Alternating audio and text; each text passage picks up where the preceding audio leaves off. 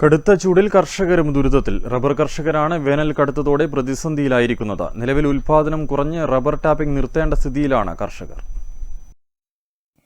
വേനൽ കടുത്തതോടെ റബ്ബർ കർഷകരും പ്രതിസന്ധിയിലായിരിക്കുകയാണ്. ചൂട് കൂടിയതോടെ റബ്ബർ ഉൽപാദനം കുറഞ്ഞത് ടാപ്പിംഗ് നിർത്തിവെക്കാൻ വരെ കർഷകരെ നിർബന്ധിതരാക്കുകയാണ്. റബ്ബർ വിലയിൽ നേരിയ മുന്നേറ്റമുണ്ടായത് കർഷകർക്ക് ആശ്വാസം പകരുന്നുണ്ടെങ്കിലും ചൂട് കൂടിയതോടെ ഉൽപാദനം കുറഞ്ഞത് വലിയ തിരിച്ചടിയായി. മലയോര മേഖലയിൽ നിരവധി കർഷകരാണ് റബ്ബർ ടാപ്പിംഗും മറ്റും നടത്തി ഉപജീവനം കണ്ടെത്തുന്നത്. നേരത്തെ 150 മരങ്ങൾ ടാപ്പ് ചെയ്ത് 12-ലധികം ഷീറ്റുകൾ കിട്ടുന്ന സ്ഥാനത്ത് ഇപ്പോൾ കേവലം 4-ൽ ഒതുങ്ങിയിരിക്കുകയാണ്. അതുകൊണ്ട് തന്നെ പലരും റബ്ബർ ടാപ്പിംഗ് തന്നെ നിർത്തിവെച്ചിരിക്കുകയാണ്. ഇപ്പം പാലില്ല. ഇപ്പോൾ ഒരു 150 ഒരാൾ പാലെടുത്ത് വെച്ചിരിക്കുന്നത് ഇത്രയും പാലുള്ളൂ. 4 ഷീറ്റുകളും.